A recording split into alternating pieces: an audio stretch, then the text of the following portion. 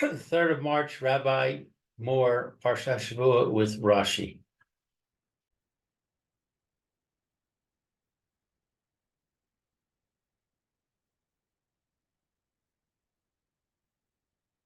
Okay. Hey, Mayor, how are you? Hey. Okay. Good afternoon. Good afternoon. Rabbi, can you hear me? Rabbi, Mayor, can you hear me? I can hear you. Okay. Yeah. I don't know why the Rabbi. Vayakhel. Sorry? Can you hear me?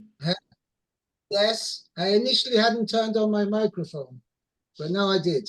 Okay, good. All right. Okay, let's go.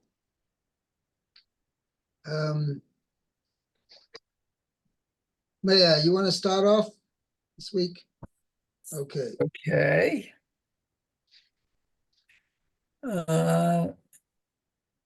Very good. Vayakhel. Vayakhel. Vayakhel. Moshe et kol adat b'nei Yisrael. Vayomer alehem ela hadvarim asher tziva Hashem la'asot otam. Okay, so Moshe assembled all the assembly, I guess, of the children of Israel.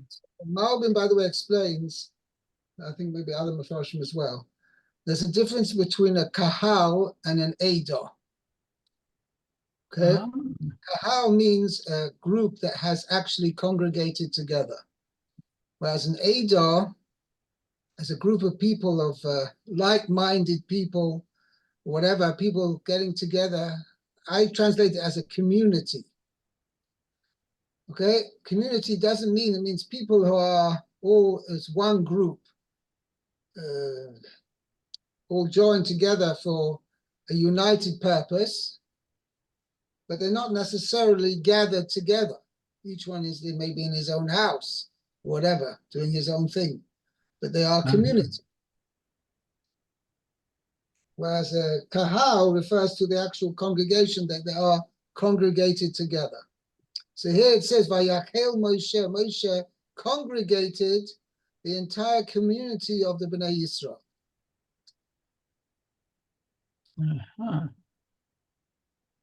And he said to them. Okay, and he said to them, these are the things that which Hashem commanded to do. Hold it, which command? Yeah, it was Hashem commanded to do them. To do them? Oh, them. Otam. Yeah, the word otam is oisom is superfluous. Yeah. So just to do with it, yeah. These are the things which Hashem commanded to do. Right.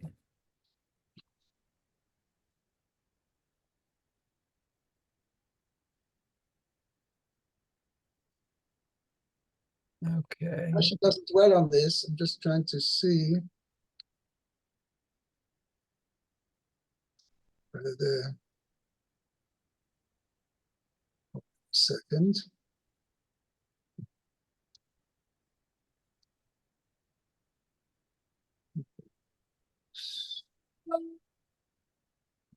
Second. Okay, let's see the Rashi for the moment. Okay. Rashi says, Vayakhel Moshe. Okay, so Moshe assembled. Let's see. The Macharat Yom Kippurim, the day after Yom Kippur, Kishe Yarad Minahar, when he came down from the mountain, Vehu Lashon Hefil, and it's the verb in the Hefil form. Sheino Osef Anashim B'Yadayim. because he didn't Yosef is like grab the people with his hands, I guess. Elohain ne'asafim al-pi diburo. But they gathered on pi diburo, the words of his mouth. We'll know. Yeah, meaning by his word. By his word. Okay, He Vitargamo. didn't actually physically bring them together. He just Mhm.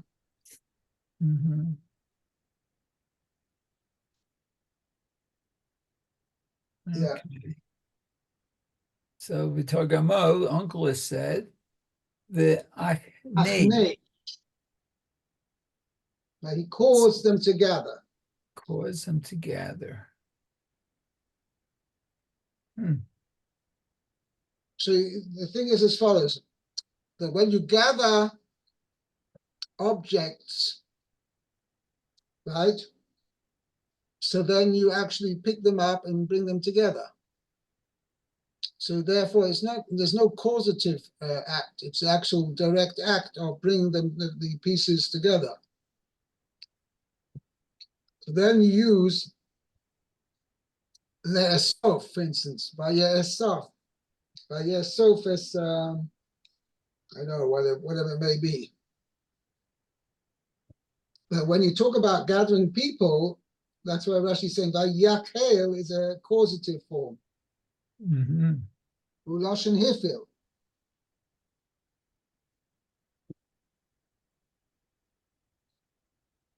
Okay. What did I want to say over here? Yeah, last says osam. The word osam.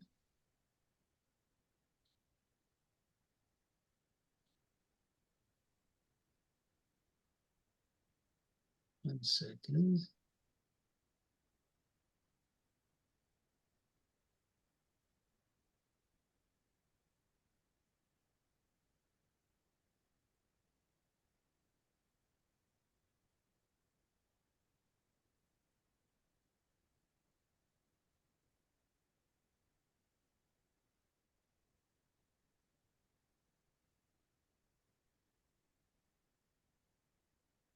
Let's see. Oh.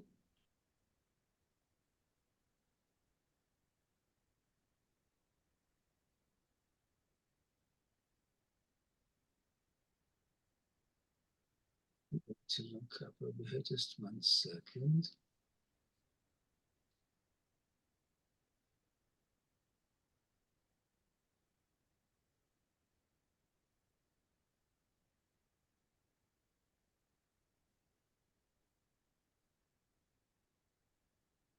Yeah, okay. Pasuk base, Lou. Hello? Sheshes yamim te'aseh melacha uvayom hashvi'i yiyeh lachem kodesh Shabbas Shabbason Lashem Kol Haoseh Vo Melacha Yomas Yumas. You must. Okay, let's see. For 6 days, 6 day period, you may work. Malacha may be Do done. your work, and on day 7, it shall be for you holy. A Sabbath of Sabbaths to Hashem. All that you do on it, all work that you do on it, all who do work on it shall be put to death. Rashi says, Sheshes Right. Yamim.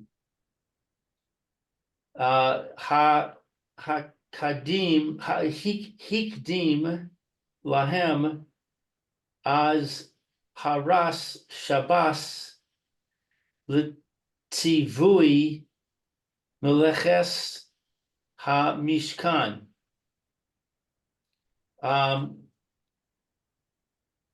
Moses first told them the prohibition of the Shabbos before the commandment of the construction of the Mishkan. Lamar she'eno doche es haShabbos, to say that it does not override Shabbos, the Shabbos. Okay. The work does not override the Shabbos. Meaning, even though building the Mishkan is a very important thing, nevertheless, Shabbos comes first. Shabbos takes precedence.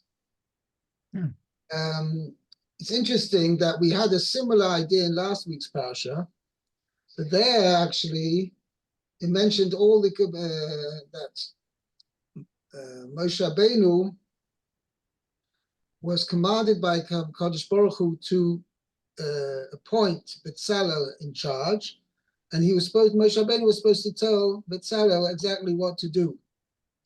And then it mentions that he should point him to do this and everything, all the different aspects of the construction. And then he says, but make sure that you keep my Shabbos. So first, the construction, the Mishkan is mentioned. And then after construction of the Mishkan, then is mentioned the Indian of Shabbos. And it's also to tell you that Shabbos does not get pushed aside, sorry, because of the Mishkan. Sorry. Okay. Thank you. Why the order is changed around, I'm not sure.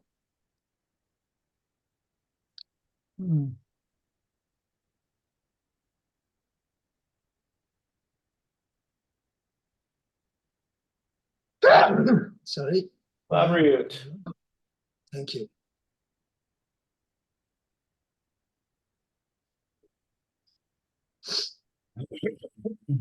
Okay, I don't know.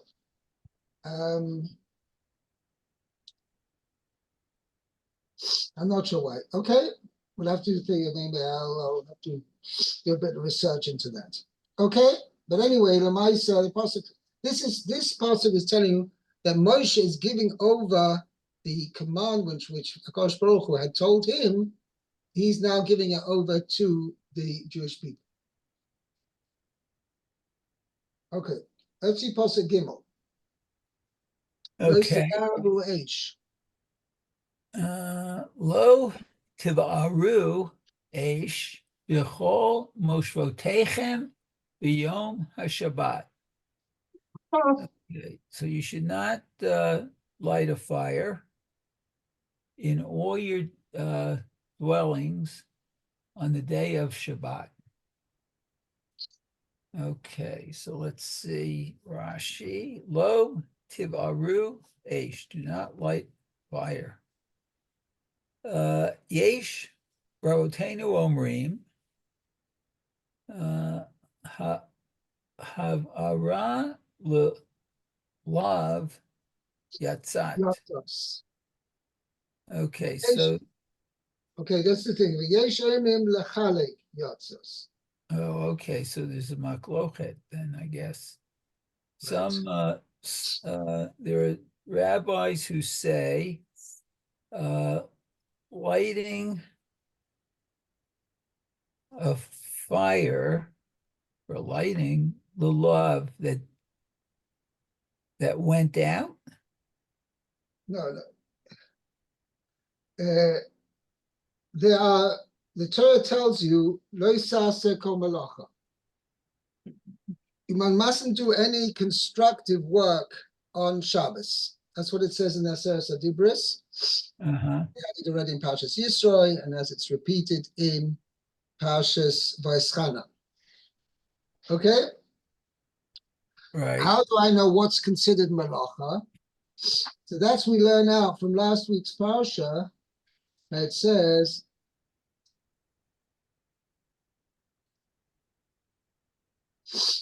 if you go back to chapter 31, Pasuk 14, it says, Ushmartem es ha-Shabbos ki kodesh ilochem, mechalelei amos yumos, ki kol ha'oseh vo melacha, nichos ha'nefesh ha'im mikerav ha'meh. Anybody does melacha, okay? What is melacha? Any constructive action.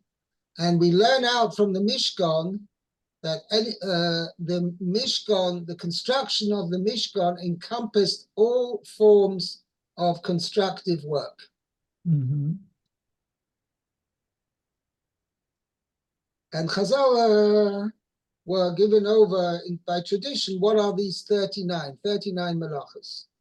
The Gemara actually learns it out from the word Eileh. Eileh hadvar asher tziva Hashem la'aseh yisaysom. Okay, the gematria of Eileh is 36, and there are 3 letters, so that makes 39.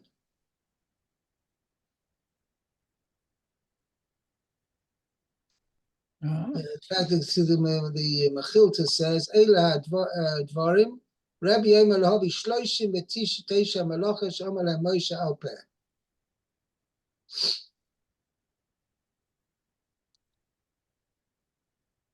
Okay, anyway, the Gemara learns out that's we know 39, but where do we get it from this 39? That's a tradition.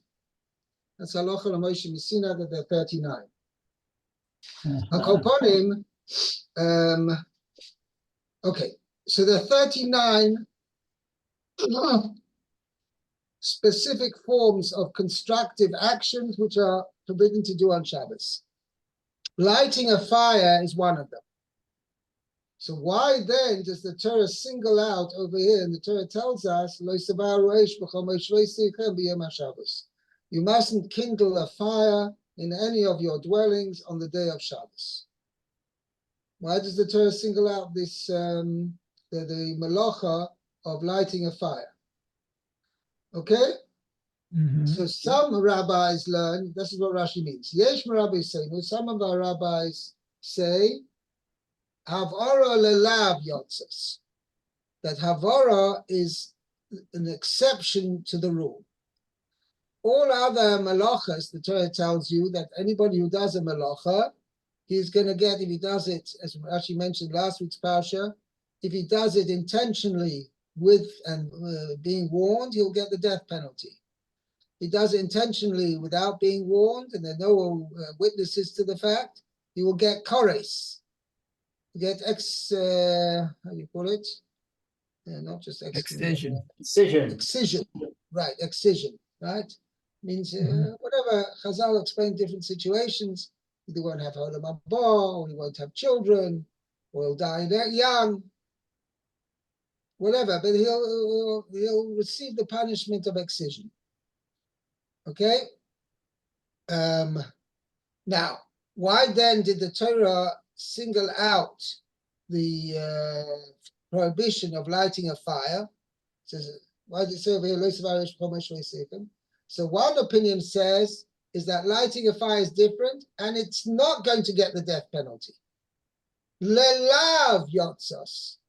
It's been excluded from the general rule, and the punishment for lighting a fire will be a regular lav, a regular prohibition, for which means that somebody who will light a fire on Shabbos will only be liable to get lashes and not to get the death penalty.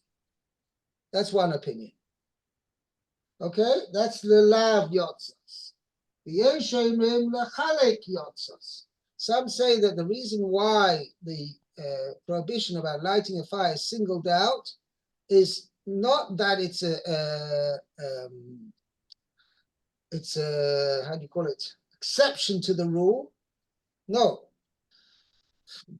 it's one of the regulars, one of the 39 malachas, and it's part of the included in all the other malachas, but we single out the prohibition of lighting a fire to indicate to us that it's how should you say, a separate prohibition, meaning that lighting a fire is considered a prohibition in itself on Shabbos. And somebody who lights a fire will be liable for the death penalty. And what does that mean? Well, it's the Torah tells us you're not allowed to do any work. And lighting a fire is a malacha like any other one of the 39 malachas. The Torah is telling us that somebody lights a fire and he bakes and he carries from a Rishus Harabim to a Rishus Yochid, and he does whatever thing. For each malacha that he does, he's going to be liable for. So as far as the death penalty is concerned, the person only dies once, right? So he's only put to death once. But if he did these actions b'shoigeg, for instance, he knew it was Shabbos, but he didn't know which malachas are forbidden to do on Shabbos. So he went ahead and lit a fire, and he went ahead and baked, and he went ahead and wrote something down, and he went ahead and carried from Rishus Harabim to Rishus Yochid. So he's not just going to be, one might think, had the Torah not singled out this case of lighting a fire, right? One might think that if a person does a malacha, even if he does different malachas, he's transgressed only one prohibition, not to do malacha on Shabbos. So therefore, even if he does 4 separate types of malacha, he's only going to be chayav 1 chatos for having done it inadvertently. The rule is as follows: that somebody who does transgresses Shabbos intentionally, so if he's been warned about it and he knows he's in full sound body and mind when he did it, then he's liable to the death penalty. If he wasn't warned, but nevertheless he did it intentionally, then he is chayav kores. But if he did it unintentionally, which means that he knew what he was doing, means he knew he was lighting a fire, he knew he was cooking, he knew he was carrying from Rishus Harabim to Rishus Yochid, but he was unaware that this action is prohibited on Shabbos, then he's got to bring a korban chatos, a sin offering. Now, also it depends what he didn't know, what he was unaware of. If he knew all these malachas are forbidden to do on Shabbos, he just was unaware that today is Shabbos, he thought it's Friday, then even if he does a number of malachas, different actions, forbidden actions, even if he does a number of forbidden actions, he's only going to be chayav 1 chatos. Why? Because his mistake, his inadvertency, is only regard to one thing. He doesn't know it's Shabbos.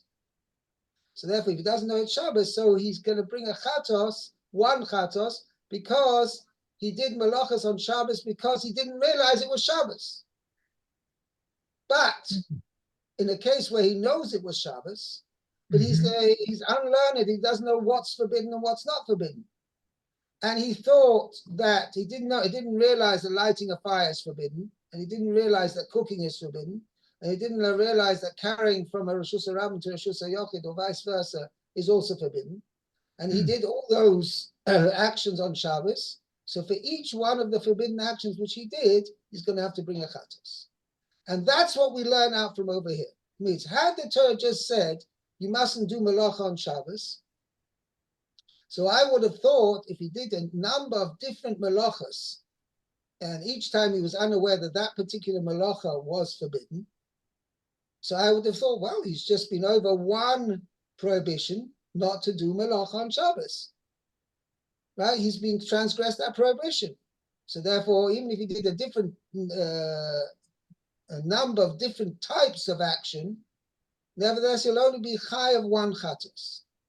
Comes along the Torah singles out, in this particular case, singles out lighting a fire.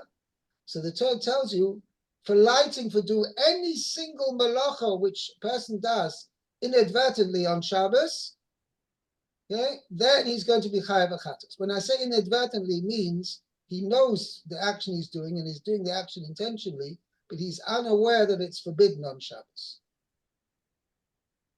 So therefore, if he does, let's say in my example, he lit a fire on Shabbos, he cooked on Shabbos, he carried from a Rishus Harabim to a Rishus HaYochid on Shabbos, and whatever, so he did those three things, three actions.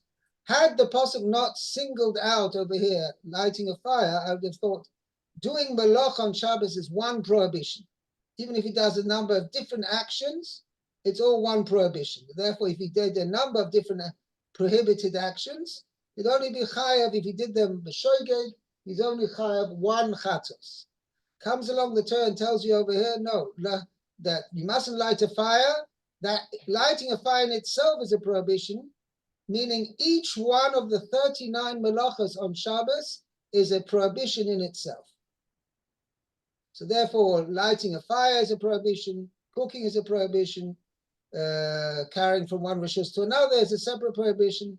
If a person did all those things on a Shabbos as a result of being unaware that they're forbidden, and then afterwards he's informed that they're forbidden, for each one of those actions he's got to bring a chatos. Okay, that's what we learn out lechalek yotzes. Okay? Yeah. Okay? Very good. Yes. Fine. Let's go on. Lou, are you with us? I'm with us. Pasuk Okay, Pasuk Dalet. Daled? Okay, Daled. Vayomer Moshe el kol adas b'nei Yisrael lemor ze hadavar asher tziva Hashem lemor. Okay. Moses said to all the assembly of the children of Israel to tell them, this is the thing So also that to tell them is a little bit thing. He just says, Moshe Rabbeinu said to the entire community of the Bnei Israel, Lemor. So it can't be saying because he already said, Vayomer. So what does Lemor mean? To say, to give over to others, the chayra, to say. So now you've got a problem now how to understand the next part of the pasuk. This is the matter which Hashem commanded Lemor to say. You just said it.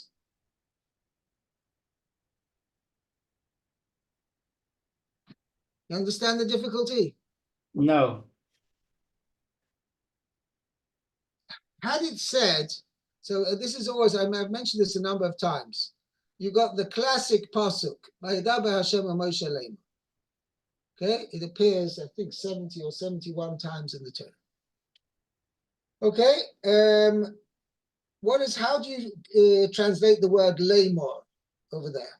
Vayedaber Hashem, Hashem spoke to Moshe Lemor. To tell. To say. Now, it can be understood in one of two ways. And it's actually a machloikus among the Mefarshim how to explain. Lemor can be going on Hashem. Hashem spoke to Moshe. And how did he spoke to Moshe? Lemor is saying. So the classic translation, God spoke to Moshe saying, right, is following that meaning that Lemor is going back on HaKadosh Baruch Hu. God spoke to Moshe. He carried on a conversation. There was a speech from Hashem to Moshe. And Lemor, these are the words which he said. Saying. Or it can be explained as follows, and this is the other opinion, the other shita to how to explain the pasuk. Hashem spoke to Moshe, Lemor from Moshe to say. Moshe was to tell over Azoi zu sagen. And this is the machlokas, the classic way it's translated in English, to the classic way it's translated in Yiddish.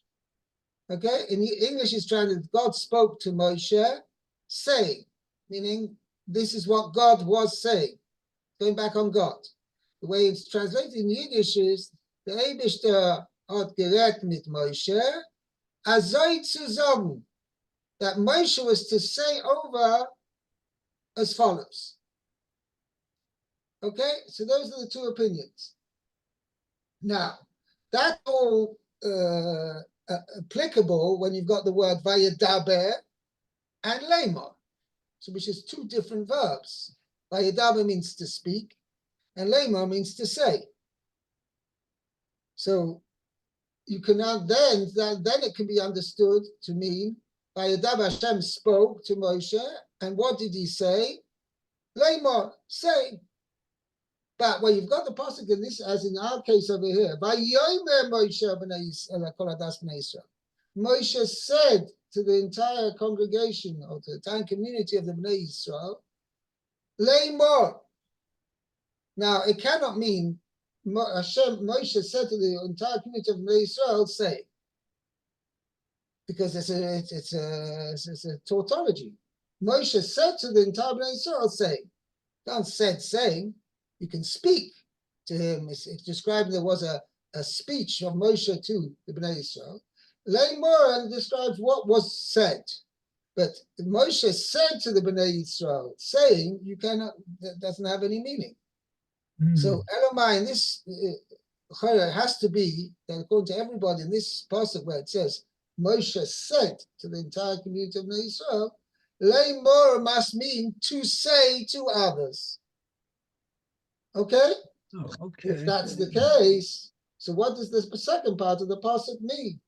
This is the matter, these are the words which Hashem commanded, Lemor, say. You just said say. So this is what Rashi dwells on. Look at the Rashi over here. Let me say. See the Rashi? This is the word that Hashem commanded. Li, to me. Lemor, lachem, to say to you. Right. Hashem commanded Moshe to say to the Jewish people. Right.